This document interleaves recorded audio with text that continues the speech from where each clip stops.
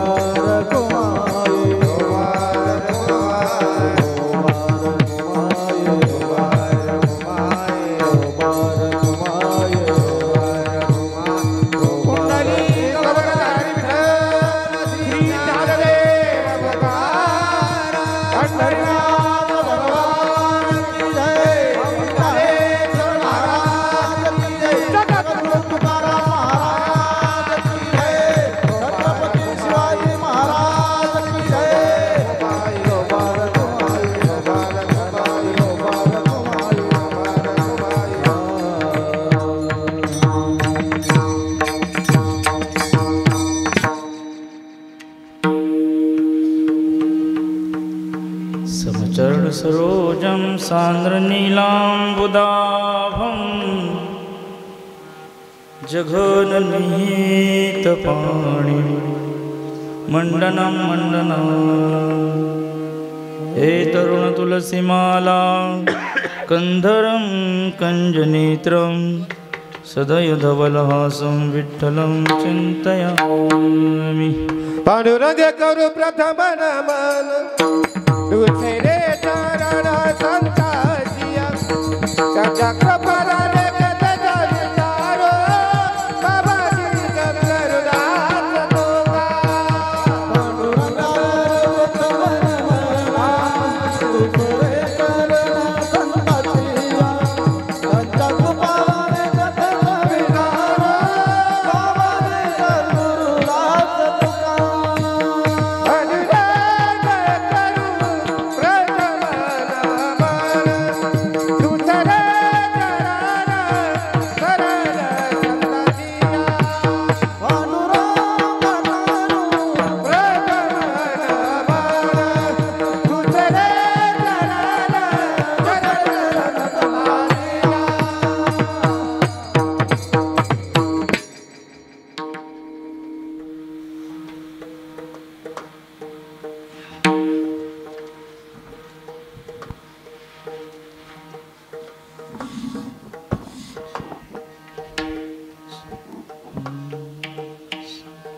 शरण शरण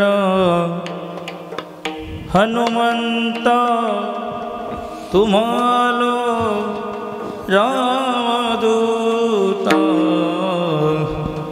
काय भक्ती चत्यावाट मजदाव्या सुभाट मज कृपा करी आता गुरुनाथ चरणी मी माथा ठेवीतसे शरणागत झालो तुमच्या चरणीचा मार्ग विठोबाचा दावा मज विठोबा रखुमाई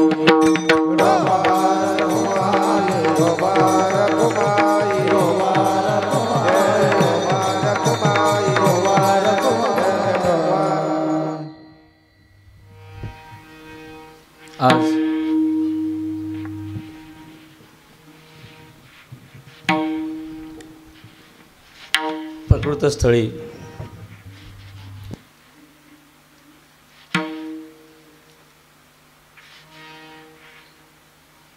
कैलासवासी हे त्यांना भास्करराव म्हणायचे, म्हणून समस्त भाविकजन आप्त स्वकीय या ठिकाणी आपण जमलात। या तेरवी निमित्त कीर्तन सेवा आणि त्या निमित्तानं जो अभंग घेतला आहे हा गुरुवर्य श्री भगवान महाराज यांच्या श्री अभंग गाथेतील आहे।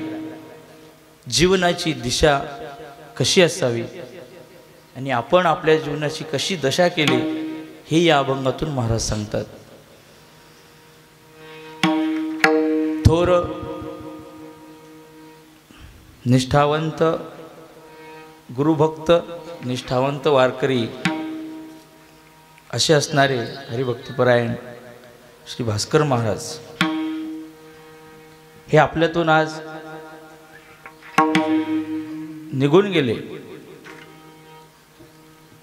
त्यांच्या जाण्यानं संप्रदायाची जी हानी झाली ती न भरून निघण्यासारखी आहे। नुकसान हे भरून निघत असतं, हानी कधी भरून निघत नसते। ती हानी ती पोकळी भरून निघण्याकरता फक्त आपण भगवंतालाच प्रार्थना करू शकतो।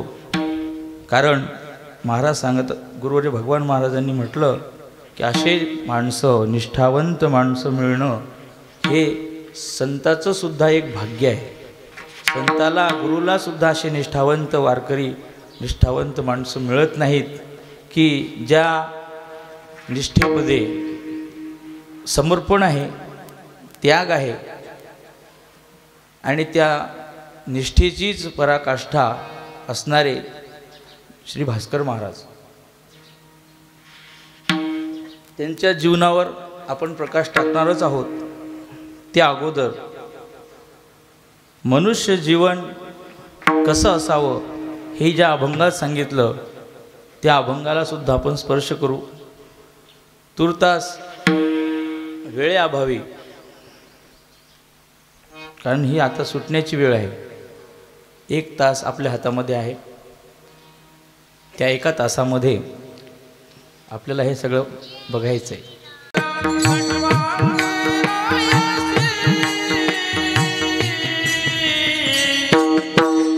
भाग्य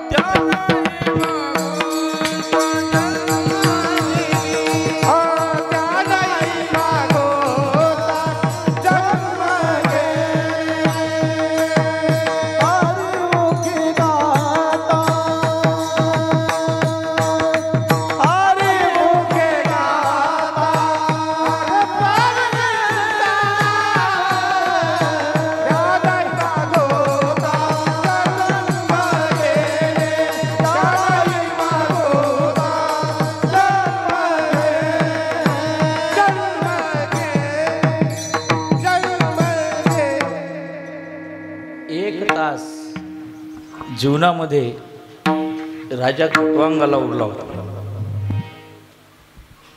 माणसाचं जीवन मोठं आहे असं माणसालाच वाटतं. ज्ञानेश्वर महाराज म्हणतात, मासे पाख पाखडे तव हे सरे. डोळ्याची पापणी लवते न लवते तोच होत्याचं नव्हतं होऊन जातं. खटवांग राजा स्वर्गाला त्याला बोलावलं. तिथे त्याने युद्ध केलं आणि युद्ध केल्यानंतर आता मी माझ्या घरी जातो म्हटला, तेव्हा तिथले देव म्हटले, भाऊ आता तुझं घर राहिलं नाही, तुझं गाव राहिलं नाही, तुझा देश राहिला नाही. तिथला काळ आणि इथला काळ यामध्ये फार फरक आहे. तिथला एक सेकंद इथला एक वर्षासारखा आहे. तिथे एक तो 7 दिवस होता. इथले युग उलटून गेले. काय पाहिजे माग? तेव्हा म्हटलं, महाराज माझं कल्याण कशानं होईल ते सांगा. तेव्हा देवाने सांगितलं, तू विचारतो म्हणून सांगतो, तुला फक्त 1 तास आयुष्य राहिलं. या 1 तासात तुला काय करायचं ते करून घे. तेव्हा खटवांग राजानं एका जागेवर बसला आणि सगळीकडे जे मन गुंतलेलं असतं ते सगळं मन काढून घेतलं. मी, माझं घर, माझं कुटुंब, माझी मुलगी, माझा जावई वगैरे जे काही असेल सगळ्यातून मन काढून घेतलं. त्यावेळेला त्याला मन स्थिर केलं त्यानं.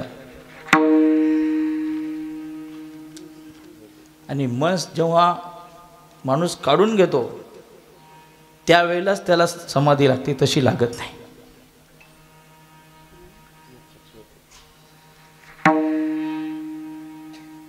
ज्ञानेश्वर महाराज म्हणतात की माणसाचं मन गुंतलेलं राहतं, कशा कशात गुंतलेलं राहतं, आणि ते गुंतलेलं मनच त्याला बंधनाला कारणीभूत ठरते. म्हणून खटवांग राजानं मन काढून घेतलं. निजवृत्ती काढी सर्व माया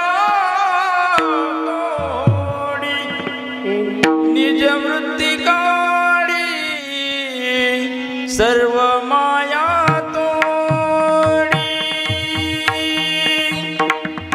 इंद्रिया सवारी लपू नको, इंद्रिया सवडी लपू नको. मन काढून घेतलं आणि मन भगवंताच्या चरणी लावलं. हरिमुखी गाता हरपली चिंता, त्या नाही मागुता जन्म घेणे. खटवांग राजा मुक्त झाला. 1 तासामध्ये आपल्याला आयुष्याचा भरपूर काळ आपल्याजवळ असताना गुरु भेटले, संताची भेट झाली, सगळं पद्धतशीर असताना सुद्धा आपण प्रपंचाच्या ठिकाणी जे गुंतलो त्याकरता हा अभंग घेतला की बाबा प्रपंचात मन जे रमलं त्यातून काढून घे. पश्वादिक प्रपंच करतात, पश्वादिकसुद्धा उत्तम मध्यम भोग भोगिती आहार निद्रा भयमैथुनंच सामान्य मी तत्पशुभिर्नरानाम. प्रपंचाच्या ठिकाणी आसक्त नव्हता. पशुचं जीवन सोडून माणसाचं जीवन जग, ते अभंगातून सांगतात. विठोबा रखुमाई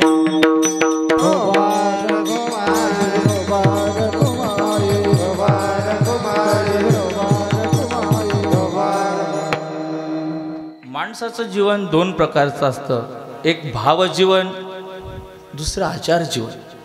आचार जीवन जे रोज तुम्ही जगतात त्याला आचार जीवन म्हणतात. आणि भावजीवन जे आहे ते गुरुंनी त्यांना मार्ग देणं, समाजाप्रती, देशाप्रती, धर्माप्रती आपलं जे कर्तव्य आहे त्या कर्तव्याशी प्रामाणिक असणं, याला भावजीवन म्हणतात. हे भावजीवन फार कमी लोक जगतात. सगळे लोक जीवन जगतात पण त्या जीवनात भाव नसतो, भावना नसते. भावना विहीन जोड मूढवत तृण. ज्याला हरिभावना नाही, ज्याला प्रेम भावना नाही, सद्भावना नाही, त्या प्रपंचाविषयी, संप्रदायाविषयी, समाजाविषयी, देशाविषयी ज्याला प्रेम नाही, तर अश्मसारम हृदयम, तो पाषाण हृदयी पुरुष आहे. म्हणजे अशा पाषाण हृदयी पुरुषांना सुद्धा जर हा संतांचा उपदेश ऐकला तर त्याचंही कल्याण होते. तो उपदेश या अभंगातून सांगतात.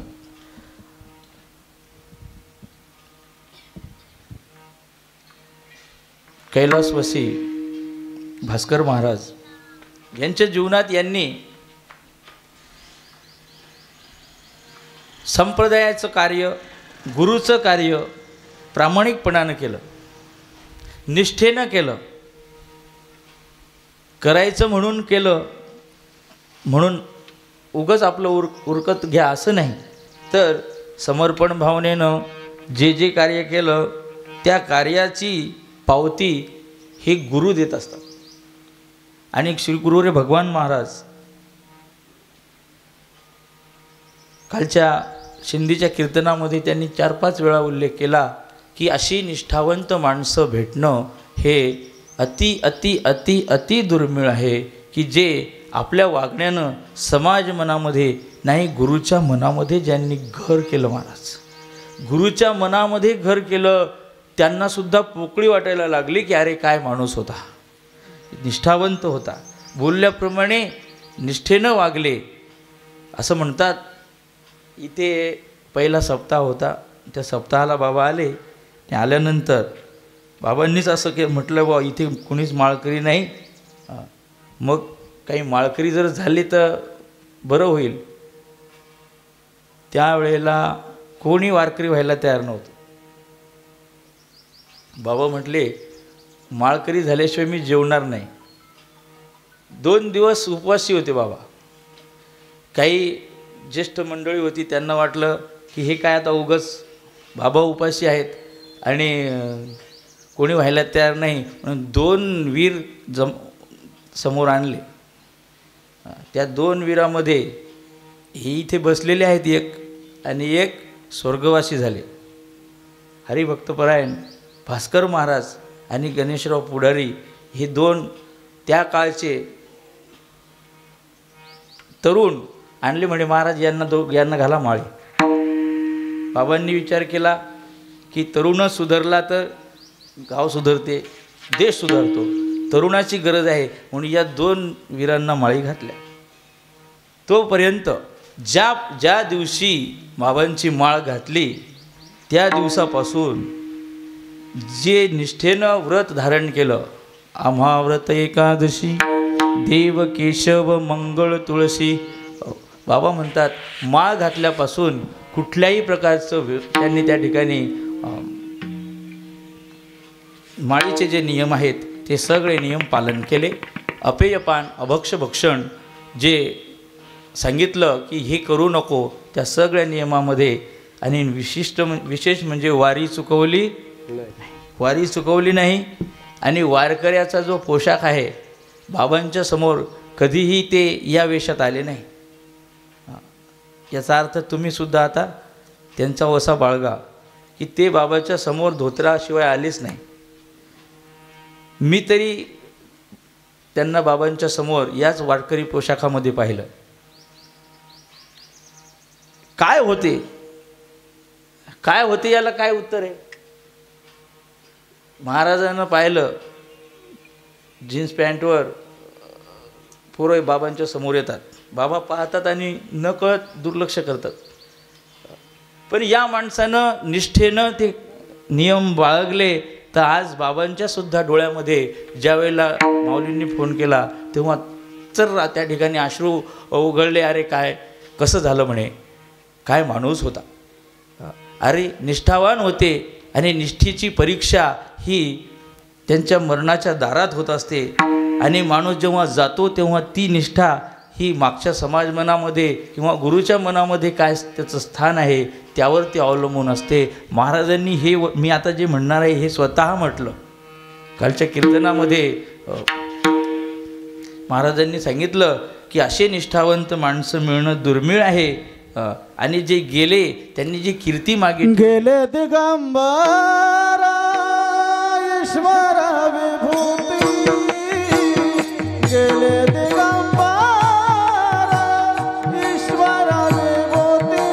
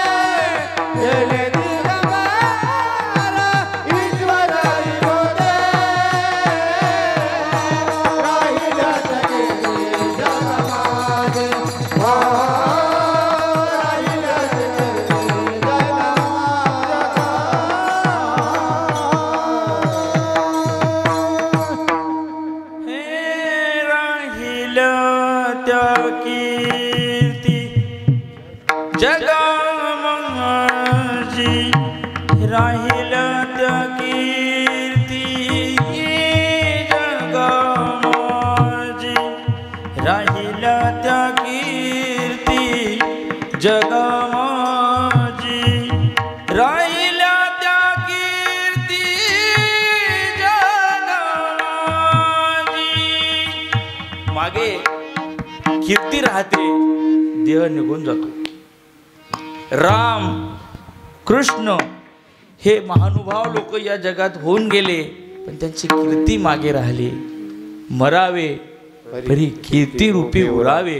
ती कीर्ती ही समाज मनामध्ये तो कीर्ती मकरंद दरवळतो.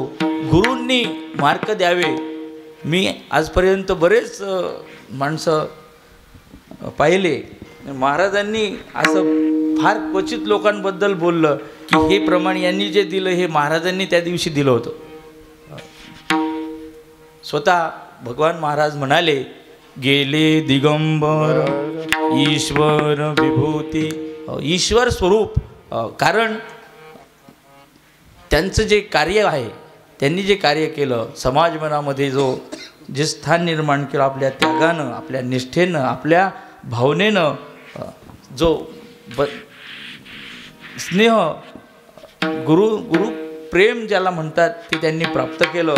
ते प्रेम ते गुरुच्या वचनातून प्रकट झालं.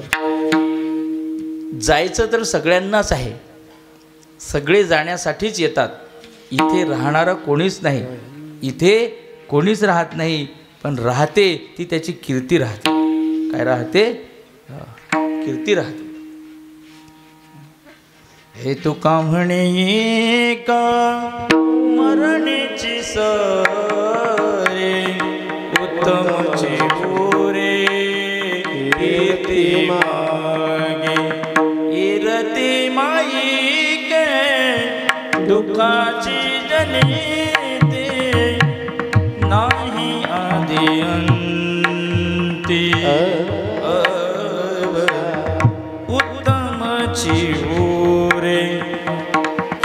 कीर्ति मांगे। हे आया है सो जाएगा राजा रंग फकीर,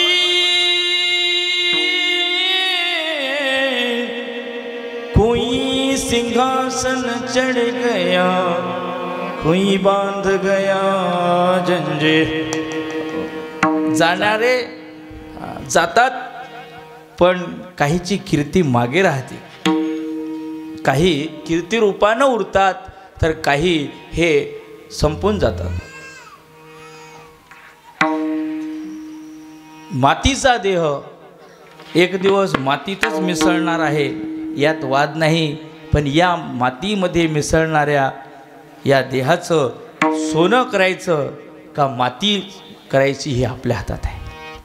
या देहाचं सोनं कधी करायचं असेल तर याला हरिचरणी गुरुचरणी देशाच्यासाठी तुम्ही याला समर्पित करा। देशाप्रती ज्यांनी निष्ठा बाळगली ते लोक अजरामर झाले, गुरुप्रती ज्यांनी निष्ठा बाळगली ते अमर झाले। देश खूप मोठा आहे, एवढं कार्य आपण जर करू शकत नसेल तर गावासाठी काही करायचं,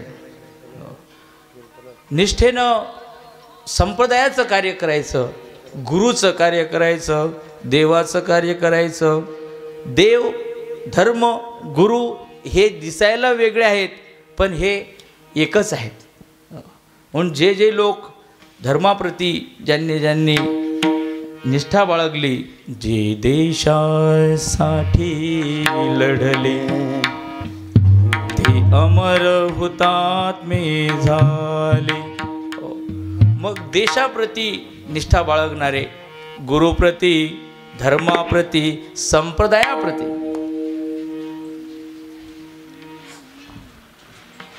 संप्रदाय निष्ठावंतावर टिकून राहतो। एक एक एक एक खांब जर निघून गेला तर हा मंडप टिकून राहणार नाही, तसा संप्रदाय असतो। संप्रदायाचे जे पाईक आहेत, जे आचरण करणारे लोक आहेत, त्यानं जर निष्ठा सोडली तर तो संप्रदाय टिकत नाही। असे निष्ठावंत वारकरी भास्कर महाराज हे आज कीर्तिरूपानं तुमच्या आमच्या मनामध्ये जिवंत आहेत, गेले पण जिवंत आहेत, आणि ते दीप प्रकाशाप्रमाणे मार्गदर्शक असे सगळ्यांना राहतील अशी त्या ठिकाणी आशा आहे। कारण कार्यच तसं होतं, ते कार्य शब्दानं वर्णन करता येण्यासारखं नाही। म्हणून या देहाचं सोनं करायचं का याची माती होऊ द्यायची, हे देह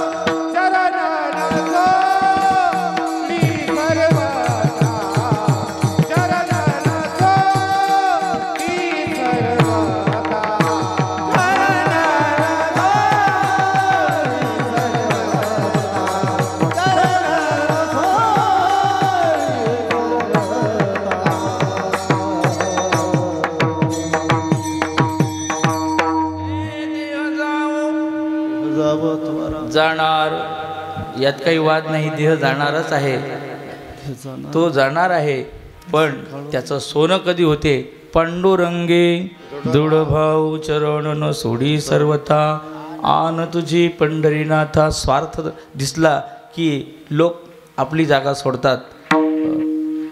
राजकारण, समाजकारण, संप्रदायाचं कार्य करत असताना निष्ठेला अनन्यसाधारण महत्त्व आहे. या भास्कर महाराजांनी यांच्या जीवनात राजकारणही केलं, समाजकारणही केलं, संप्रदायाचं काम केलं, पण निष्ठा सोडली नाही. भगवान महाराजांचे पाय धरले, ते सोडले. चरण न सोडी सर्वथा, मरेपर्यंत पाय सोडले नाही. सदैव कुठेही असले तरी भाव गुरुच्या चरणावर होता. शरीर साथ देत नसेल तरी देखील मनामध्ये इच्छा महाराजांच्या दर्शनाला जायचं. मनात भाव तसाच कायम. निष्ठावंत भाव भक्तांचा स्वधर्म, निर्धार हे वर्म सुकू नये. निष्ठा सोडली नाही.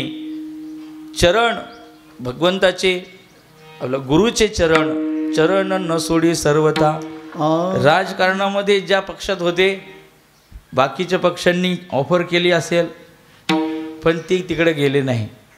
जर कधी तेव्हाच जेव्हा ऑफर केली तेव्हा गेले असते तर आज ते जिल्हा परिषदेमध्ये सभापती अशा पदावर कदाचित असते. पण त्यांनी आपल्या पक्षाप्रती जी निष्ठा आहे ती कायम ठेवली आणि निष्ठेनं वागले. त्याची पावती म्हणजे ते जे पक्षप्रमुख आहेत, गुरु संप्रदायाचे प्रमुख लोक आहेत, ते सांगतात की हा माणूस निष्ठावान होता. निष्ठा शब्द उच्चारायला जेवढा सोपा आहे, वागायला फार कठीण आहे. जीव जातो, जीव गेला बरं का, जीव जातो, पण काही लोक निष्ठा सोडत नाहीत. त्यातले हे निष्ठावंत वारकरी असणारे हरिभक्तपरायण भास्कर महाराज यांनी देहाला जपलं. मी त्यांना बरंच 20 वर्षापासून पाहतो. म्हणजे मला इथे जेव्हापासून येतो तेव्हापासून, तशी आधी ते 30-35 वर्षापासून महाराजांच्या सान्निध्यात आहेत. मला बऱ्यापैकी त्यांचा अनुभव आहे. त्यांच्या वागण्यात टापटीपणा, स्वच्छ कपडे, पांढरा स्वच्छ पोशाख, रंगीत कपडा कधी घातला नाही. याच शास्त्र आहे बरं का. आजच महाराजांनी सांगितलं, जो माणूस शुद्ध चित्ताचा असतो, आतून बाहेरून शुद्ध असतो, रंगलेला माणूस परमार्थात टिकत नाही. परमार्थात शुद्ध माणूस टिकतो. तुम्ही होते प्रवचनाला, काय सांगितलं बाबांनी? शुद्ध सात्विक माणूसच परमार्थात टिकतो, रंगलेला माणूस टिकत नाही. या माणसानं कधी रंगीत कपडे घातले मी पाहिलं नाही, कधीच नाही, मी तर नाही पाहिलं. पांढरा स्वच्छ पोशाख म्हणजे त्याचं मन शुद्ध होतं, हा त्याचा अर्थ आहे. तुमच्या मनाचा आरसा हा तुमच्या पोशाखावरून कळतं मन कसं आहे. असो, शुद्ध चित्ताचे होते, कधी रागावले असं मी पाहिलं नाही बरं का. तुम्ही नेहमीच्या सहवासातली मंडळी, त्यांना राग प्रत्येकाकडे आहे, राग प्रत्येकाजवळ असतो, फक्त त्याचा विनियोग कुठे करायचा हे समजलं पाहिजे. रागावले नसतील असं नाही, पण चांगल्या ठिकाणी ते रागावले. कुठे मुलाबद्दल, कुटुंबाबद्दल ज्या गोष्टी अहितकारक आहेत, गावाचं कुठं नुकसान होत असेल तिथे रागावले असतील, तुमचं नुकसान होत असेल तिथे रागावत असेल तर त्या रागावण्यात त्याला रागावणं म्हणत नाहीत. पण त्यांचा स्वभाव, त्यांचं वागणं, त्यांचं बोलणं सगळं शांत, जसे संत असतात शांत असतात तसे ते शांत होते. कोपाविष्ट नव्हते, रागीट नव्हते. हे माझ्या नजरेत आलं तसं मी सांगत आहे. मग त्यांचा जसा पोशाख होता, नेहमी स्वच्छ कपडे, इस्त्रीचे कपडे, हे काही वाईट नाही. तुमचं मन दाखवते, तुमचं मन त्यातून प्रगट होते की तुम्ही कसे आहात. अशा शुद्ध चित्ताच्या माणसालाच संप्रदायाची, गुरुची भगवंताच्या भजनाची ओढ असते. इतर माणसं यात टिकू शकत नाहीत. म्हणून जीवनामध्ये यायचं असेल तर माणसानं काय करावं तर निष्ठा बाळगावी, संस्कार बाळगावे, की जे संस्कार पुढील पिढीसाठी त्या ठिकाणी मार्गदर्शक असतील.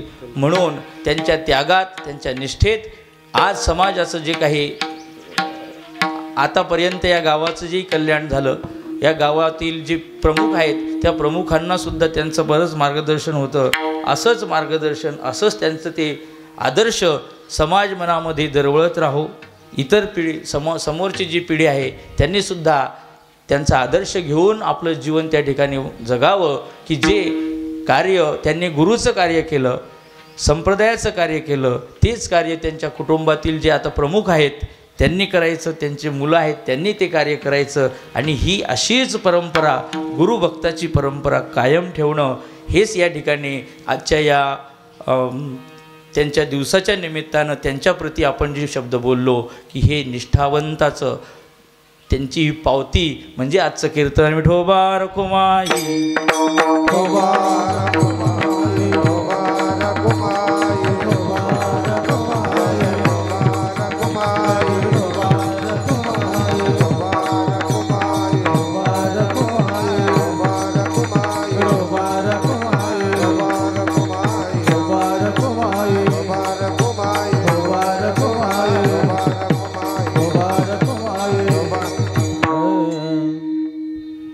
किती काळ जगले हे मी तारीख वाचली नाही, पण त्यांच्या आयुष्याच्या अर्ध्या आयुष्यातच ते गेले.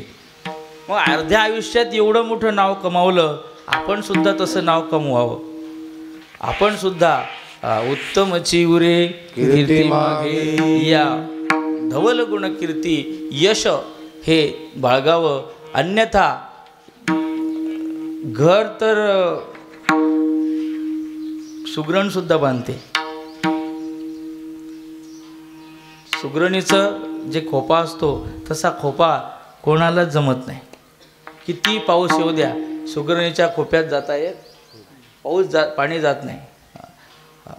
मग आपण घर बांधलं, गाडी घेतली, बंगला घेतला, हे पुरुषार्थाचं लक्षण नाही.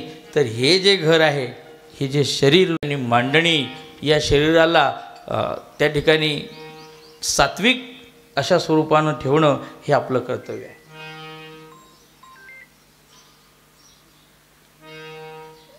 हे जीवन नश्वर आहे यात वाद नाही. काळ याच्या प्रती टपून बसला आहे हे आपण आता अनुभवूनच पाहिलं की काळ कधी कोणाचा भक्ष करेल याचा काही नेम नाही. नाशिवंत देह जाणार सकळ, आयुष्य खातो काळ सावधान. मग नाशिवंत असल्या या देहामध्ये येऊन आपण याचं सोनं करायचं नाही, तर या देहामध्ये अभिमान तरी नको करू. रावणाच्या घरी सगळं होतं, पण रावणाच्या घरी अभिमान होता त्याच्या मनामध्ये, म्हणून रावण हरपून गेला. नीट ऐका, रावणाकडे अभिमान होता म्हणून रावण नष्ट झाला. आणि जे काही साधुसंत आहेत त्यांच्याकडे अभिमान नव्हता, ते अमर झाले. म्हणून जीवनामध्ये येऊन जर काही करायचं असेल तर अभिमान टाकायचा. काम, क्रोध, मोद, मत्सर, दंभ, अहंकार या गोष्टी टाकायच्या. जीवन तर नश्वर आहेच. पाण्याच्या बुडबुड्यासारखं हे जीवन आहे. घडीचा भरोसा नाही. हे जीवन नष्ट होणार आहे. पाण्याच्या बुडबुड्यावानी आहे रे ही जिंदगानी. पाण्याच्या बुडबुड्यावानी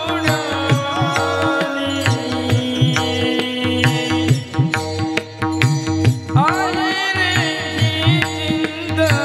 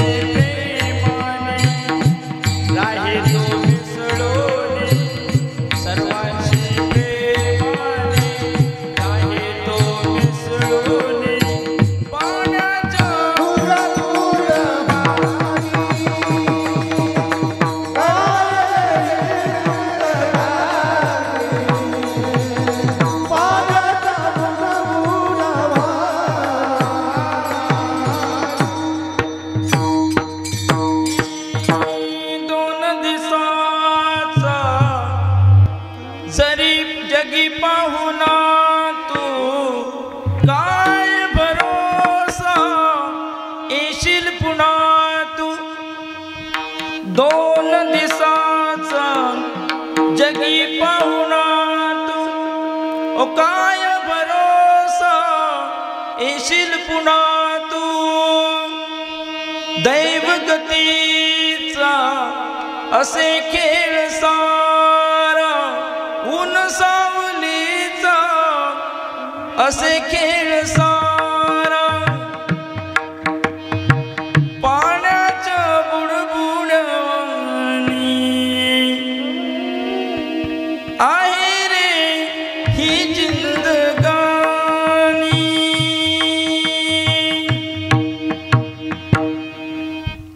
असं हे माणसाचं जीवन आहे की हे नश्वर जीवन आहे। पाण्याचा बुडबुडा आला आला आला आला आला वरती आला, नष्ट झाला। लाट पाण्यावर येते येते येते दिसते दिसते दिसते, मोठी लाट येते त्या पहिल्या लाटेला खाऊन टाकते। म्हणून माणसानं जीवनामध्ये अभिमान करू नये। जो अभिमान धरतो त्या अभिमानच त्याचा शिल्लक राहतो। भास्कर महाराज त्यांच्याकडे स्वाभिमान होता, अभिमान नव्हता। अभिमान तरणे को लीनता, डुबने को अभिमान। म्हणून ते त्यांच्याजवळ किंवा आता हे प्रमुख आहेत, प्रमुख माणसं कॅमेरासमोरच राहतात। कधी समोर आले महाराजांच्या लगेच खांद्याला खांदे लावून बसले असं कधी पाहिलं नाही। बोलावलं तरच कधी समोर येतील, न बोलावता कधीच त्यांनी फोकसमध्ये आले नाही। आणि स्वतःची जागा ही माझी जागा आहे हे असं कधी त्यांनी असं अभिमान बाळगला नाही। तर हा जो अभिमान आहे, हा अभिमान माणसाला नष्ट करतो, तो त्यांनी जाळला। जो अभिमान जाळतो त्याला देव सुद्धा जवळ करतो। देव त्याच्या जवळ येऊन राहतो, देव त्याच्या मागे पुढे राहतो, गुरु त्याच्या मागे पुढे राहतात। ज्याला अभिमान नाही त्याच्या, ऐका नीट, ज्याला अभिमान नाही त्याच्या मागे पुढे गुरु राहतात, त्याचं सर्वस्व गुरु त्याला वाहून घेतात। हा अभिमान त्यांनी जाळून टाकला। अहम धूप हा जाळीला भाव शुद्ध वरी केला। अहम धूप जाळीला म्हणजे अहंकाराचा धूर त्यांनी त्या ठिकाणी अहंकार नष्ट केला आणि अंतःकरण शुद्ध केलं।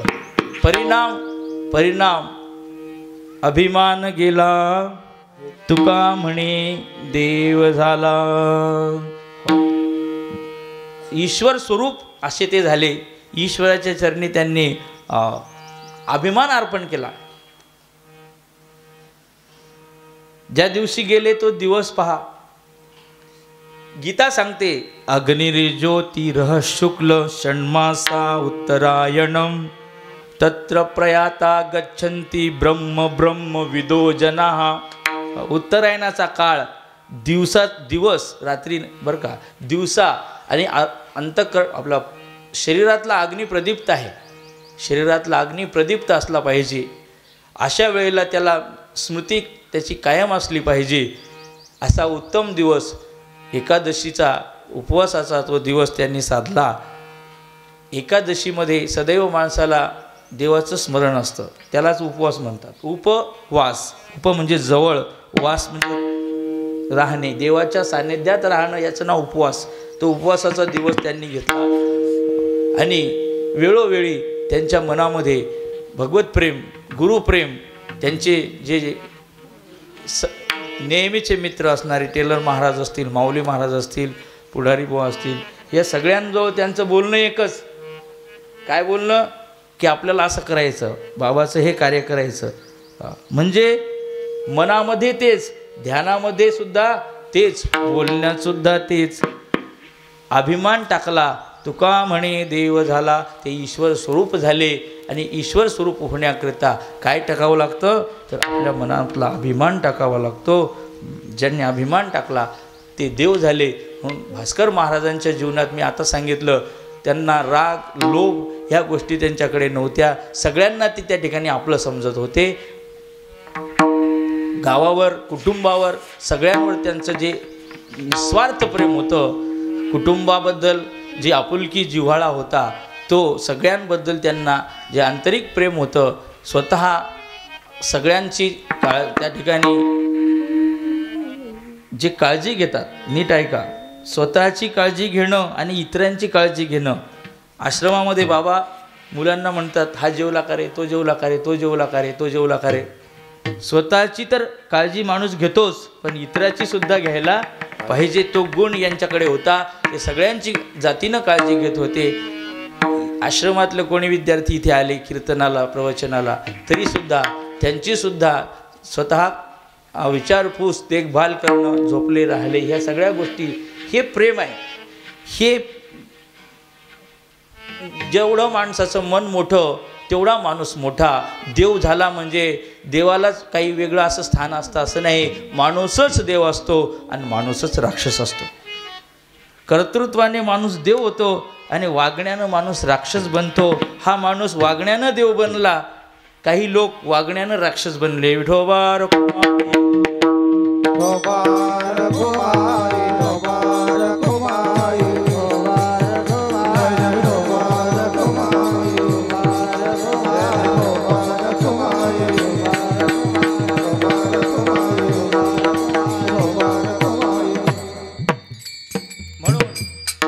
माणसाने जीवनामध्ये आल्यानंतर ह्या संस्काराला, या गोष्टीला जपायचं की जे भास्कर महाराजांनी जपलं. बाकीचे लोक म्हणजे सर्वच लोक हे इतर गोष्टीकडे जे लक्ष देतात, घराकडे लक्ष दिलं असतं तर बंगला झाला असता. नीट ऐका, त्यांनी घराकडे फारसं लक्ष दिलं नाही. याला सभापती, याला सरपंच करतो, मी सभापती होतो, असं कधी लक्षात आणलं नाही. हे मी का सांगतो, तर माणसाचं मन हे सदैव जर शुद्ध असेल तर त्याच्या मनात ह्या वाईट गोष्टी प्रवेशच करत नाहीत. आणि त्या वाईट गोष्टीपासून ते दूर राहिले म्हणून देव झाले.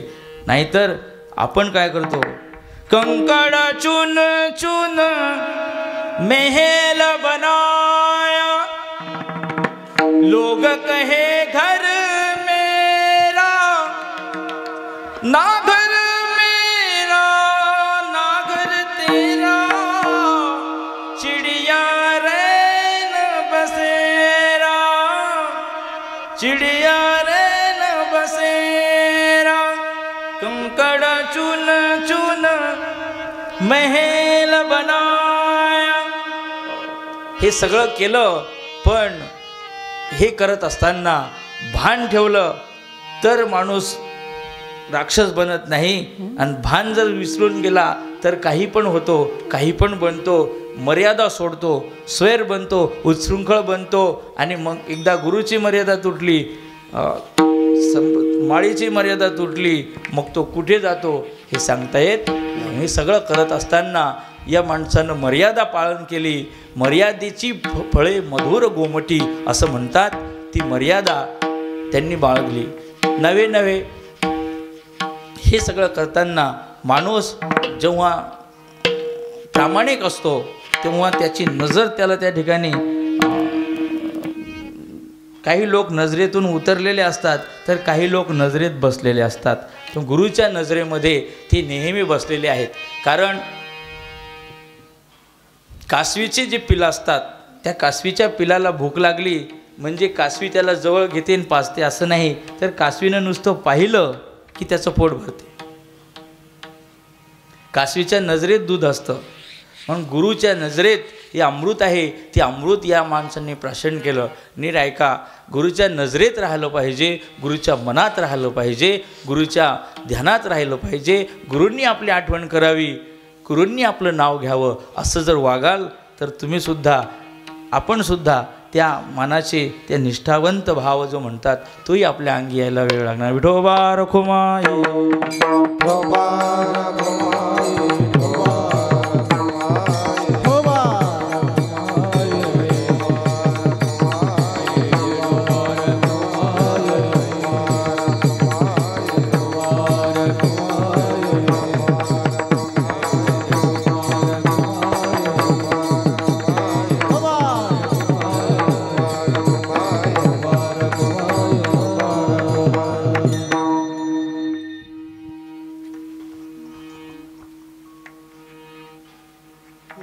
ज्या वेळेला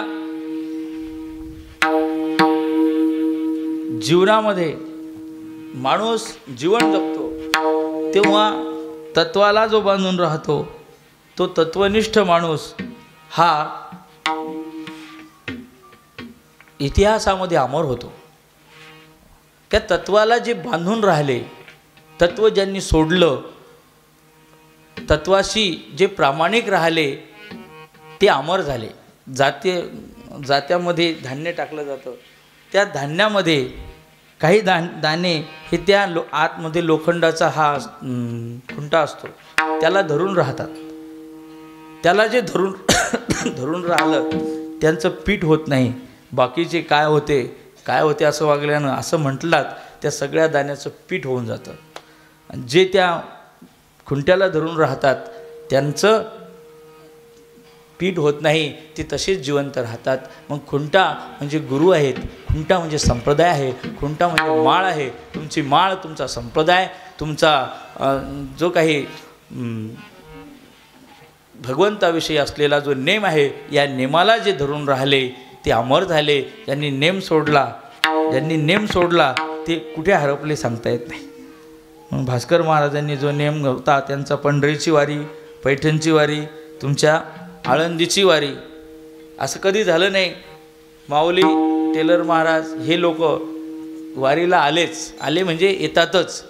ती वारी त्यांनी पडू दिली नाही. मग ही वारी जी आहे या वारीमध्ये वाहून घेतलं. वारी प्राणाच्या निष्ठेच्या बळानं त्यांनी धारण केली. म्हणून तत्वनिष्ठ माणूसच हा अमर होतो. तत्वनिष्ठ माणूसच गुरुच्या मनामध्ये घर निर्माण करतो. ज्यांनी तत्व सोडलं, सांडोनिया नीती शास्त्राचे नियम, सांडोनिया नीती शास्त्राचे नियम, सांडोनिया नीती शास्त्राचे नियम, सांडोनिया नीती शास्त्राचे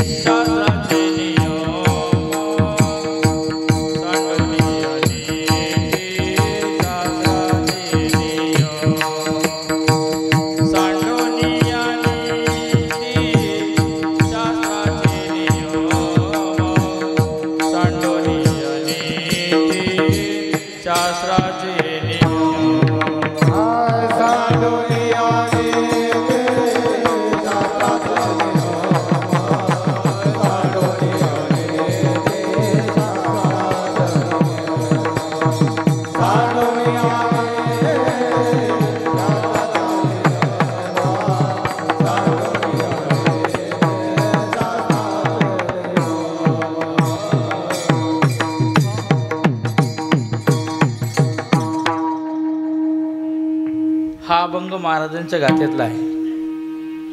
नीती म्हणजे माणूस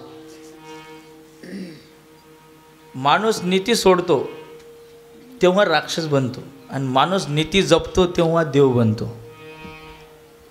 आता मी ओझरतो बोलतो, तुम्हाला बोलण्यातूनच कळून जाईल. नीती ही माणसाला देव बनवते. या माणसानं नीती जपली, नीती सोडली नाही. नीतीर्नाम महालक्ष्मी धर्मो नारायण स्मृतः. म्हणून नीतिमान जो असतो, नीतिमूल्ये जी आहेत, नैतिक मूल्ये ज्याला म्हणतात, नीती एक शब्द जरी असेल पण त्या नीतीच्या मागं नैतिक मूल्ये आहेत. ती नैतिक मूल्ये काय आहेत हे आता तुम्ही वाचून घ्या ग्रंथामध्ये. 30 नैतिक मूल्ये ज्यांच्या अंगामध्ये होती. माणूस गाडी घोडा बंगला यानं मोठा नसतो, माणूस गुणानं मोठा असतो. माणूस नीती धर्मानं मोठा असतो, संस्काराने मोठा असतो. हा माणूस मोठा होता, हा माणूस देवाच्या तोडीचा आहे असं आम्ही इथे का म्हणतो, तर त्याच्या अंगी असलेली जी निष्ठा, त्याच्या अंगी असलेली जी नीतिमत्ता. माणूस नीतिमत्ता सोडली की तो माणूस राहत नाही. नीतिमत्ता सोडली की तो माणूस राहत नाही. त्याला पशु म्हणतात. पशु काय करतो? आमच्या इथे 2 गायी होत्या, म्हणजे मोठी गाय आणि तिची छोटी वासरी. त्या मोठ्या गायीनं छोट्या गायीला टक्कर देऊन देऊन देऊन देऊन तिला एका ताराचं कुंपण होतं त्यात दाबलं. तिचं शिंग मोडून गेलं. शिंग मोडलं आणि काही दिवसात आजारी पडली, मरून गेली. त्या गायीला असं कळलं का हो की ही आपली आई आहे? पशुला कळतं का? पशुला मर्यादा कळत नाहीत. पशुला ही आपली आई आहे. दुसऱ्या वासरीनं आईला मारलं उदाहरणार्थ. तर ही नीती आहे. ही नीती आपल्या माणसाजवळ असते. माणसाला कळते मोठ्याचा मान ठेवावा, मोठ्याची मर्यादा पालन करावी, मोठ्याला उलटून बोलू नये. नीट आहे का? नाही, त्याचं वागणंच तुम्हाला तसं वागायला लावते. या माणसाचा घरामध्ये दरारा होता असं म्हणतात, गावामध्ये सुद्धा दरारा होता. यांच्यासमोर कोणी असा दारू पिऊन माणूस जाणारच नाही, जातच नव्हता. घरात सुद्धा कोणी यांना उलटून बोललं आजपर्यंत असं कधी झालं नाही. मग घरात मान, गावात सुद्धा मान. माणसाला गावात पत असावी असं म्हणतात. शेतात खत आणि गावात पत. आणि पत मिळवण्याकरता भगवान गुरुवर्य महाराज म्हणतात तप करावं लागते. पत मिळवायची तर तप करावं लागतं. तप केलं की पत मिळते. तप शब्द उलटा केला त्याला तप तो उलटा केला की पत निर्माण होते. जी पत यांची गावात होती, संप्रदायात होती म्हणजे आहे. आज हजारो लोक, आज इथे कोणी नाही येऊ शकलं, पण सगळ्यांच्या मनामध्ये एक हे सलते की हा माणूस पाहिजे होता, हा माणूस आपल्यात पाहिजे होता. पण असा आहे, देवाचा बोलावा आला की कोणाला तिथे थांबता येत, जावंच लागते. कारण जात असताना ज्याला जायचं त्याला त्या ठिकाणी अनावरतपणानं कोणाला जावं वाटत नाही, पण जावं लागते. कारण त्याने तुमच्या इथे लिहिलेलं असतं की किती दिवस हा राहणार आहे. म्हणून हे जे गेले, या गेल्यामुळं जी समाज मनामध्ये निष्ठावंत वारकऱ्यामध्ये जी पोकळी आहे, त्या पोकळीतून त्या एक मन असं म्हणतं की तुम्ही अजून काही दिवस पाहिजे होतात. चिट्ठी न कोई संदेश, जानियो कौन सा देश, कहाँ तुम चली गई. चिट्ठी न कोई संदेश, जानियो कौन सा देश, कहाँ तुम चले गई, कहाँ तुम चले गई. हर वक्त यही थे हम, उस वक्त कहाँ थे हम, कहाँ तुम चले गए. एक आह भरी होगी,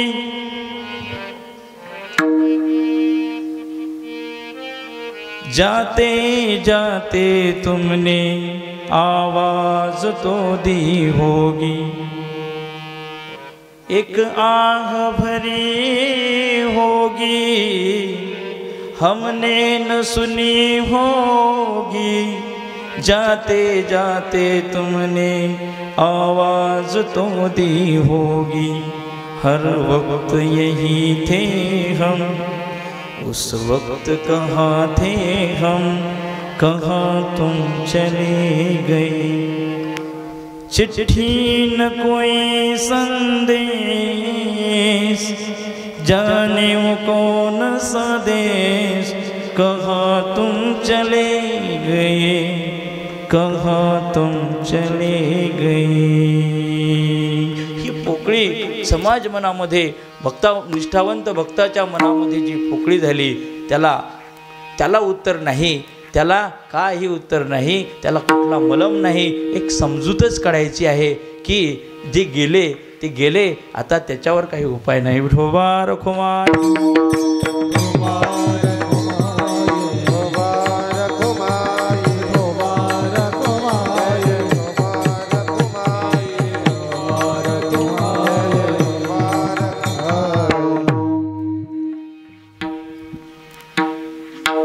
माणूस त्याच्या जाण्यानं ज्याचं समाज मन हिलावते, समाज मनामध्ये दुःख निर्माण होते, असं समजावं, तो माणूस सद्गतीला गेला.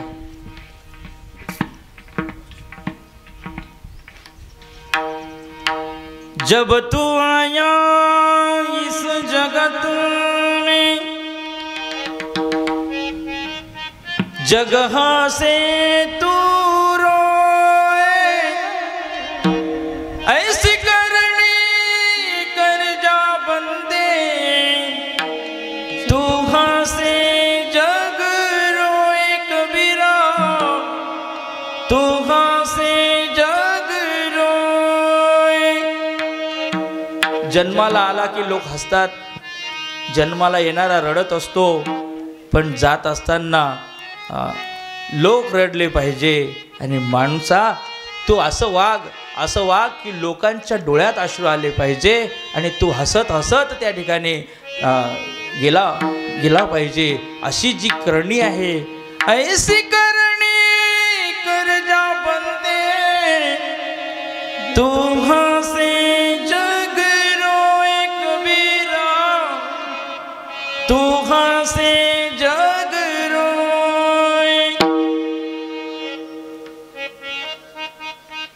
रोता रोता तू आया था बंदे, जब भी जाएगा हंसता हंसता जा. रोता रोता तू आया था बंदे, जब भी जाएगा हंसता हंसता जा. रडत रडत सगळेच येतात, पण जाताना शांत चित्तानं जाणारे फार कमी लोक आहेत.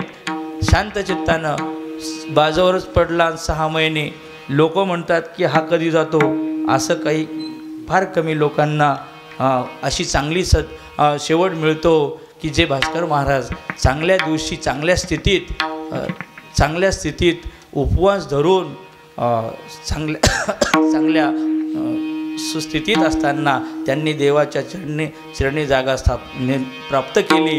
हे त्यांची जमेची पावती आहे, ही जमेची पावती आहे.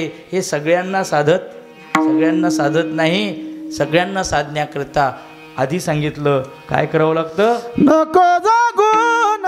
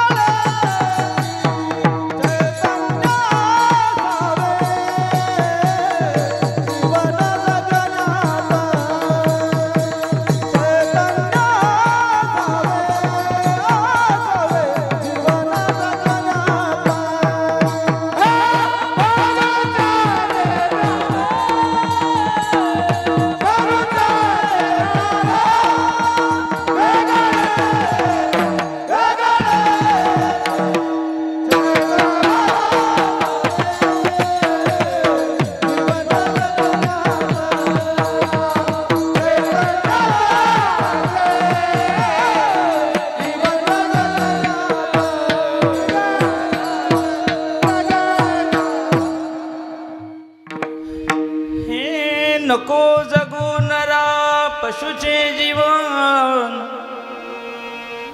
मनुष्याचे ज्ञान वेगळेची. माणसाचं जीवन वेगळं आहे, पशुचं जीवन वेगळं आहे.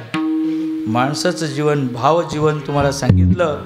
हे सगळं जे बोललो मी हे भावजीवनावर बोललो बरं का, की त्याच्या मनामध्ये प्रेम असावं, देश धर्माप्रती संप्रदायाप्रती गुरुप्रती ते होतं, म्हणून त्यांचं जीवन हे भावजीवन.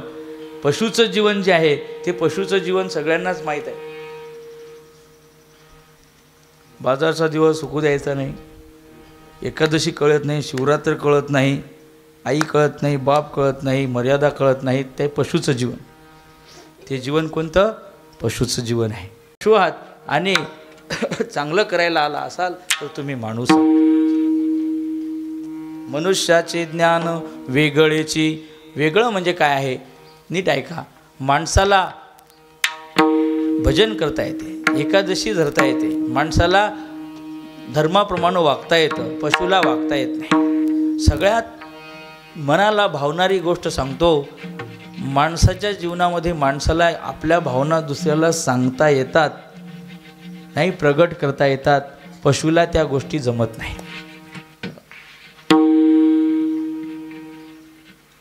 माणसाला खुशी झाली तर माणूस हसतो. माणूस आपली खुशी आपल्या हसण्यावरून दाखवतो. अर्थात माणसाला हसता येतं, पशुला हसता येत नाही. अंडरलाईन करून घ्या वाक्य, माणसाला हसता येते, पशुला हसता येत नाही. म्हणून माणसानं त्या ठिकाणी ही गोष्ट जाणीवपूर्वक लक्षात ठेवावी की माणसाच्या जीवनामध्ये जे देवानं वेगळंपण जे दिलं ते हसण्यासाठी, तर तुम्ही हसा आणि गेल्यानंतरसुद्धा तुम्हाला रडायची पाळी येणार नाही असं वागा, हा त्याचा अर्थ आहे. हसत राहावं, हसत राहावं याचा अर्थ पशुला हसता येत नाही. कदाचित एखादी गाय घोडा जर हसायला लागला तर आपण त्याला मारू, काढून देऊ. कुत्रं हसायला लागलं त्याला काढून देऊ, त्याला हसताच येत नाही. फक्त माणसालाच ही खुबी देवानं दिली आहे. मग माणसाला जर हे दिलं तर माणसाने त्याचा फायदा का बरे घेऊ नये? मनुष्याचे ज्ञान वेगळेची. माणसाला विवेक करता येतो, माणसाला विवेक म्हणजे विचार करता येतो, पशुला विचार करता येत नाही, पशुला मर्यादा नसतात. म्हणून महाराज म्हणतात नको जगू नरा पशुचे जीवन, मनुष्याचे ज्ञान वेगळेची. माणसाला विचार करता येतो की झालं झालं झालं झालं, हे मागं पडलं, आता तरी सुधरा, आता तरी सुधरा, आता तरी सावध होवनी भजनी लागा, देव करा कैवारी. हे माणसाला कळते, पशुला कळत नाही. म्हणून मनुष्याचे ज्ञान वेगळेची. म्हणून माणसाच्या जीवनामध्ये माणसाने यावं आणि माणसासारखं जीवन जगावं, पशुसारखं जगू. जगला याला महत्त्व नाही, कसा जगला याला महत्त्व आहे. किती दिवस जगला याला महत्त्व नाही, मग किती स्वाभिमानानं, किती समर्पणानं, किती निष्ठेनं जगला याला किंमत आहे. म्हणून निष्ठेनं जगण्यात आयुष्य कमी जरी असलं तरी तो निष्ठावंत हा देव बनू शकतो. आणि निष्ठा सोडून 100 वर्ष जरी जगला तरी त्याला काही किंमत नाही.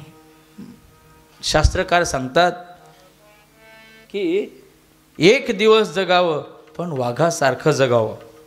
वाघासारखं म्हणजे वाघ गवत खात नाही. वाघ किती भुकेला झाला तरी गवत खात नाही. माणसांना कळत नाही आपल्या गळ्यात माळ आहे, महाराज लोक सांगू सांगू थकले, म्हणून माणसासारखे वागत नाहीत, हा त्याचा अर्थ आहे. वाघ हा आपलं तत्त्व सोडत नाही आणि माणूस हा तत्वावर येत नसेल तर त्याला सांगतात नको जगू नरा पशुचे जीवन, मनुष्याचे ज्ञान वेगळेची. माणसाचं जीवन जे कसं आहे ते माणसाचं जीवन कशासाठी आहे एका वाक्यात सांगतो. माणसाच्या जीवनामध्ये माणसाला सत्याचा शोध घेता येतो आणि पशुला सत्याचा शोध घेता येत नाही. सत्य काय आहे तर या जगामध्ये सत्य परमात्मा आहे. त्या सत्य असणाऱ्या परमात्म्याचा शोध घेण्याकरिता माणसाचं जीवन माणसाला मिळालेलं आहे. एक राजा होता, त्या राजाला बऱ्याच दिवसानंतर मुलगा झाला. बऱ्याच दिवसानंतर मुलगा झाल्यानंतर त्यानं त्या मुलाचं भविष्य पाहिलं. त्या भविष्यामध्ये भविष्यकारानं सांगितलं की याच्या हातावरती असं आहे की हा ज्या वेळेला जगातलं दुःख पाहिल त्या दिवशी घर सोडून निघून जाईल. जगातलं दुःख पाहिल त्या दिवशी घर सोडून निघून जाईल. मग हा आपल्यापासून दूर जाऊ नये याकरता त्याच्या बापानं काय केलं, त्याला कधी दुःख दिसूच दिलं नाही. एवढा मोठा त्याने महाल बनवला. त्या महालाच्या भोवती इकडे 10 एकर, इकडे 10 एकर, इकडे 10 एकर मोठा परकोट केला. खेळण्याचं जे वय असते त्या खेळण्याच्या वयामध्ये त्याला खेळण्याकरता त्या ठिकाणी स्टेडियम तयार केलं, पोहण्याकरता तलाव तयार केला, शाळा तिथेच, सगळं तिथेच. मोठा झाला. गाडी खेळायची असेल तर गाडीसुद्धा त्याला खेळण्याकरता मोठा प्रासाद त्याने तयार केला, स्विमिंग पूल तयार केला. मला हे सांगायचं, सगळ्या सुखसोयी त्याला त्या ठिकाणी त्याने निर्माण केल्या. त्याला कधी दुःख दिसूच नाही, जेणेकरून हा आपल्यापासून दूर जाणार नाही. एक दिवस मोठा झाला, उपवर झाला, त्याचं कुठल्या तरी दूर देशातल्या मुलीशी लग्न झालं. आणि लग्न झाल्यानंतर मग आता याला वाटलं की आता हा बांधल्या गेला, आता कुठं जाणार आहे, असं म्हणून एक दिवस तोच म्हणाला की मी थोडासा बाहेरचं जग पाहून यायला काय हरकत आहे. सुनबाई सासरी गेलेली होती, त्या निमित्तानं सांगितलं तिला घेऊन येशील. महाराज गाडी म्हणजे त्या रथ होता, रथावरती बसल्या. रथावर सोबत प्रधान दिला आणि रथाचा जो सारथी आहे, सारथी रथ घेऊन आजपर्यंत ज्या वातावरणात तो जगला ते वातावरणाच्या बाहेर त्याला जायचं होतं. म्हणून जसा बाहेर पडल्यानंतर जगातलं दुःख त्याच्या समोर यायला लागलं. त्याला एक छोटंसं मुलगं, एक जख्ख म्हातारा त्याला त्या ठिकाणी दिसला. जख्ख म्हातारा, त्याची मान हलत आहे. अंगम गलितम फलितम मुंडम दशनविहीनम जातम तुंडम वृद्धो याति गृहीत्वा दंडम तदपि न मुंचति आशापिंडम. हात हलत आहे, खलखल हात हलतो. त्याच्या हातामधली काठी आहे, त्या काठीच्या आधारावर तो उभा आहे. मानसुद्धा हलत आहे आणि वेदनेनं विवळत आहेत. असा तो जख्ख म्हातारा पाहिला आणि त्याने विचारलं, म्हणे प्रधानाला, काका हे काय आहे? ते म्हणे, भाऊ हे म्हातारपण आहे. हे म्हातारपण म्हणजे बालपणासारखंच पराधीन जीवन असतं म्हातारपणाचं, हे म्हातारपण आहे. त्याला पाहिलं, समोर निघून गेला. समोर एका बाजावर एक म्हातारी आजी ही आजारानं खोकलत होती. त्या आजीला पाहिलं आणि म्हणले, हे काय आहे? ते म्हणे, हे आजारपण आहे. ते म्हातारपण पाहिलं, हे आजारपण आहे. आजारपण पाहिलं. पुढे गेल्यानंतर एक छोटंसं मुलगं आईच्या दुधासाठी रडत असेल, कशासाठी रडत असेल, त्याचा तो रडणं ऐकलं आणि म्हणले, हा का रडतो? तेव्हा सांगितलं की हा दुःखी आहे, हा कष्टी आहे, याच्या मनामध्ये जी इच्छा आहे ती पूर्ण होत नाही म्हणून हा रडत आहे. नीट ऐका, ज्या वेळेला म्हातारपण पाहिलं ते म्हातारपणाची त्याला जाणीव झाली. सांगितलं, म्हणे राजकुमार, हा जो म्हातारा तुम्ही पाहिला, जी आजारी आजी पाहिली आणि हे बालपण जे पाहिलं, हे एकाच देहाला येणाऱ्या वस्तू आहेत. तुम्ही एक दिवस असेच पाळण्यामध्ये होता, तुम्हीसुद्धा या मुलासारखेच रडत होता, पण तुम्हाला सगळ्या गोष्टी मिळत होत्या म्हणून तुम्हाला रडायची पाळी आली नाही. तुम्ही या मुलासारखे रडत होता, उद्या तुम्हालासुद्धा त्या आजीसारखं रोगानं पीडित व्हायचे. उद्या पुढे तुम्हाला त्या म्हाताऱ्या आजोबासारखं तुमचं शरीर त्या ठिकाणी गलित त्राण होईल.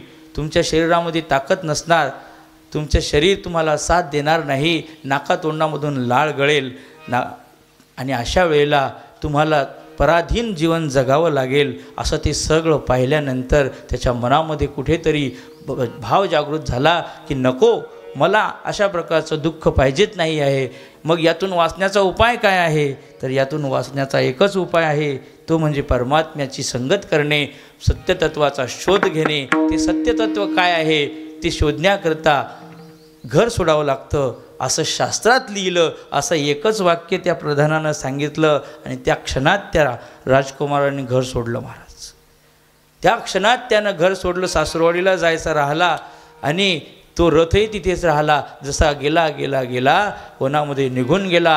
साधना केली, सत्याचा शोध घेतला. सत्याचा शोध घेऊन तो मोठा साधू त्या ठिकाणी बनला. मला हे सांगायचं आहे की हे जीवन सत्याचा शोध घेण्यासाठी आहे, भोग भोगण्यासाठी नाही. विठोबा रखुमाई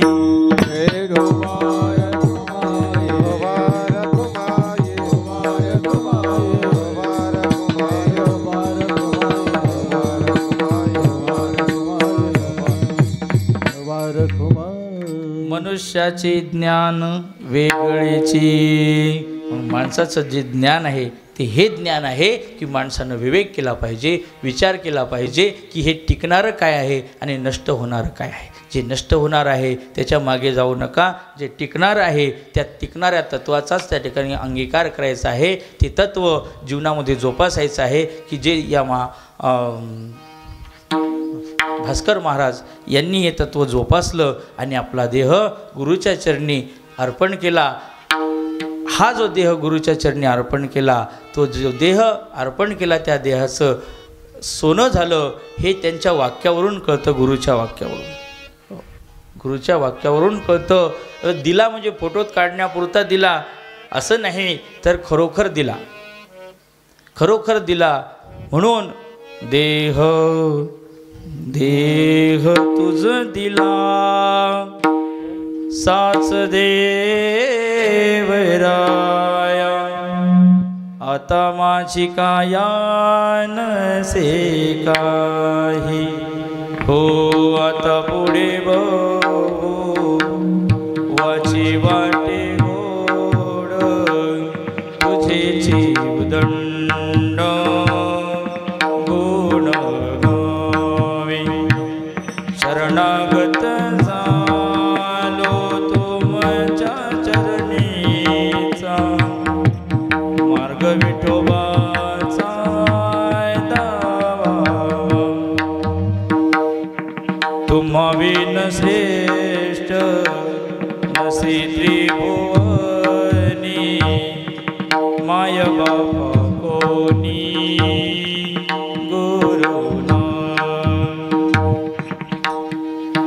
भगवान म्हणे पायीचा मी दास झालो से उदास गुरुना. झालो से उदास गुरुनाथा. शरणागत झालो तुमच्या चरणीचा.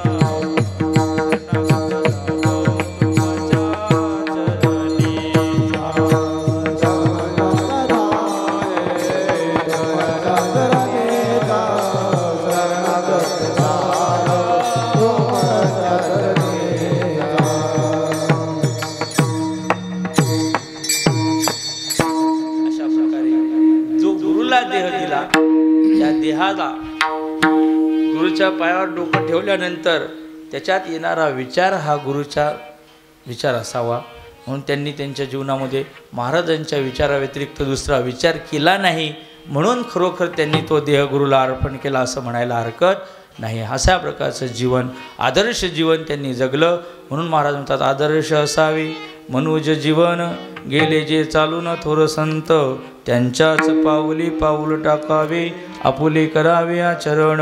आणि शेवटच्या चरणामध्ये महाराज म्हणतात की मी तुम्हाला वंदन करतो की तुम्ही सुद्धा माझं तुम्हाला दंडवत आहे. त्या दंडवत महाराज भगवान माने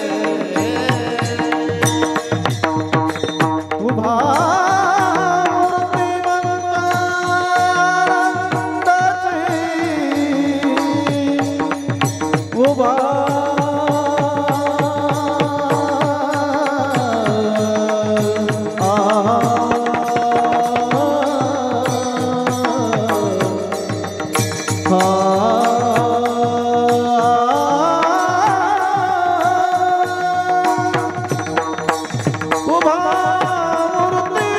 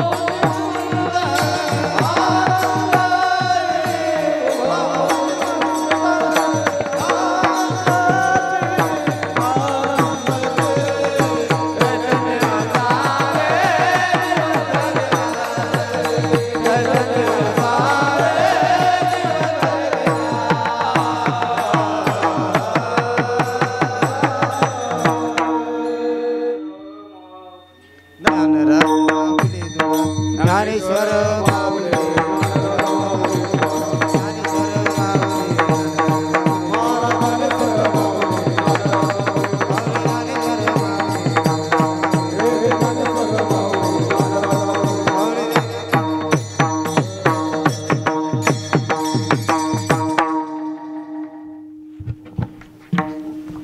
आज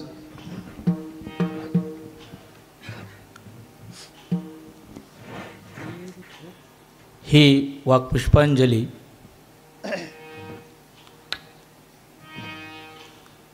ज्यांच्या निमित्तानं आपण या ठिकाणी भगवंताच्या चरणी वाहणार आहोत, ज्यांनी आपला देह भगवंताला गुरुला अर्पण केला, तो एक गुरुभक्त आपल्यातून गेला, एक सच्चा समाजसेवक आपल्यातून गेला,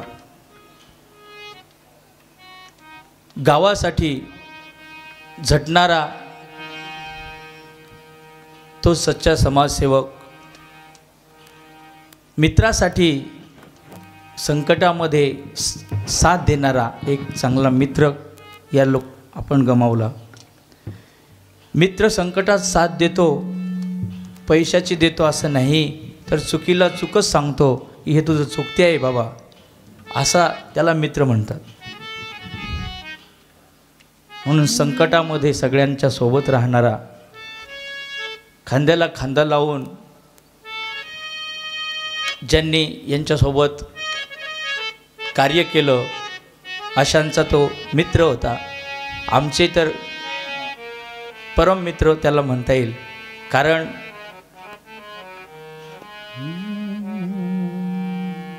गुरुबंधू हे जे नातं आहे, या नात्यामध्ये मर्यादा येतात, मान पान येतो. रामाची मर्यादा लक्ष्मणानं जपली, भरतानं जपली, तशी बंधुत्वामध्ये मर्यादा येतात, पण मित्रत्वामध्ये मर्यादा नसते. भरभरून प्रेम करता येतं मित्रत्वामध्ये, चुकीला चूक म्हणता येते. मग असा संकटामध्ये चुकीच्या गोष्टी करत असताना पाऊल चुकला असेल कोणाचं, त्याला सांगणारा मित्र आपण गमावलेला आहे. त्या मित्रत्वाचं वर्णन शब्दानं करता येत नाही. ते मैत्री ज्यांनी जोपासली, रोज चांगली गोष्ट असेल ती ज्याला सांगावी, दुःख असेल ती ज्याला सांगावं, मनात जे असेल हुरहुर असेल ती ज्याच्याजवळ सांगावी, नवीन काही करायचं जे ज्याच्याजवळ सांगायचं, त्याला मित्र म्हणतात. तो मित्र आज आपल्यातून हरवला.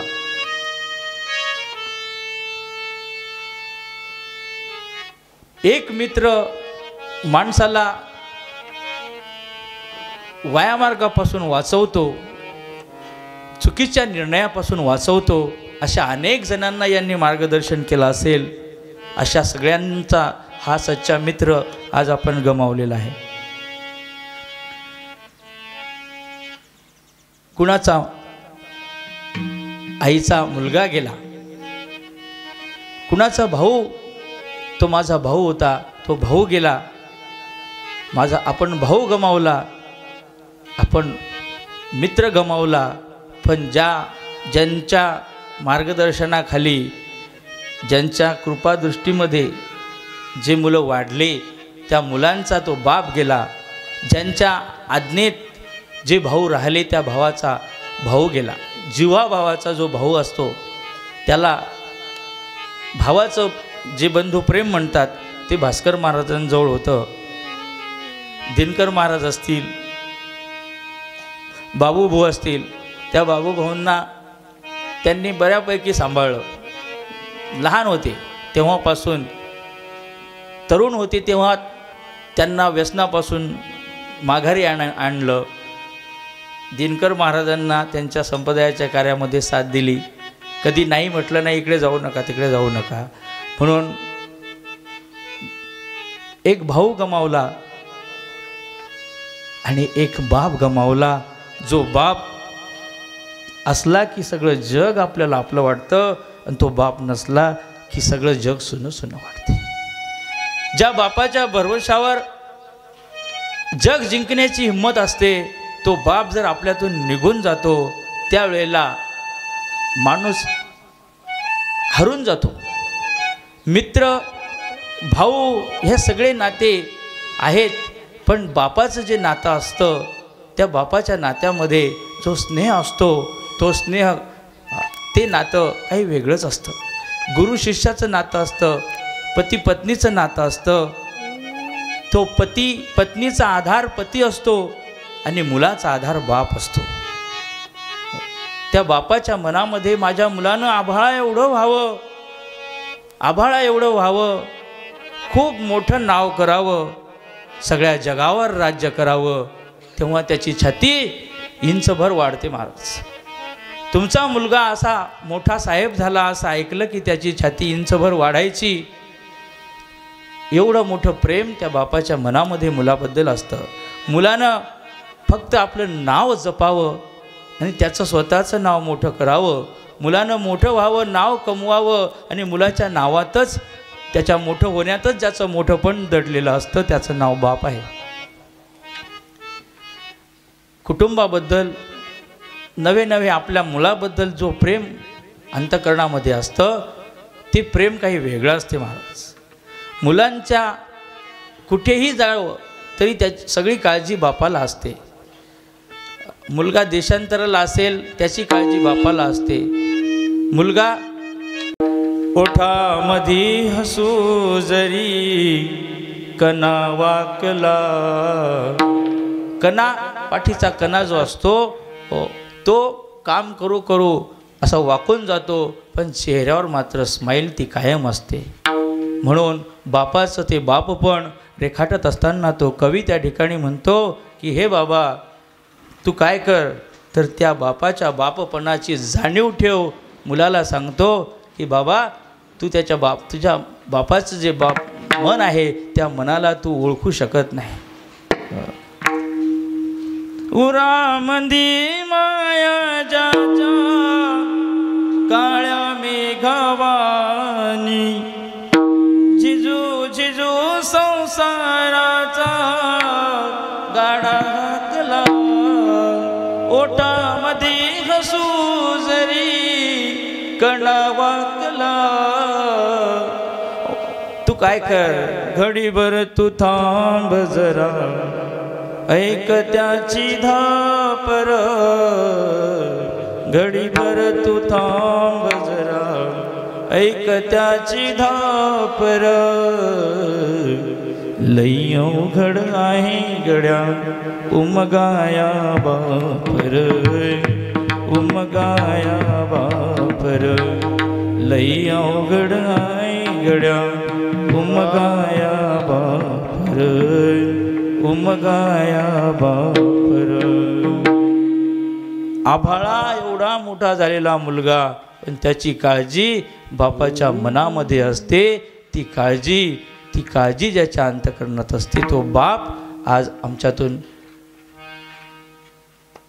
ज्यांनी गमावला असे जी मुलं आहेत त्यांच्यासाठी त्यांचा एक आदर्श त्यांनी आपल्या मनामध्ये ठेवायचा आहे.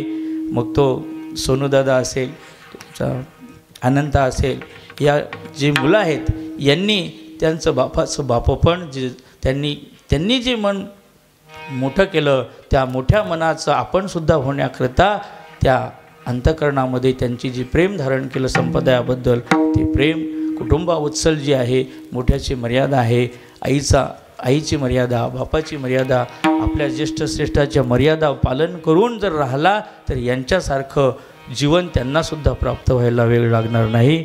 म्हणून सांगावंसं वाटतं की हा जो माणूस होता हा आदर्श कुटुंब प्रमुख होता, थोर निष्ठावंत वारकरी होता आणि एक सच्चा मित्र होता, सच्चा समाजसेवक होता. या समाजसेवकाला भगवान म्हणे माझे दंडवत.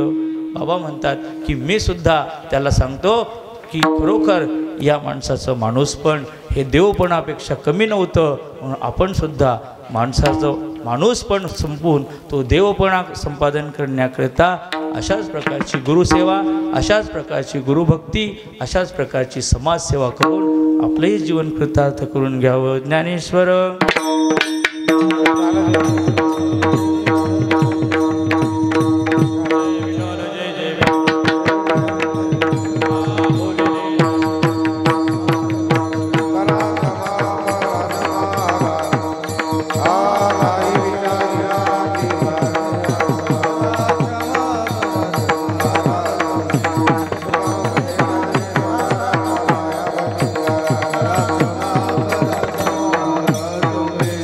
या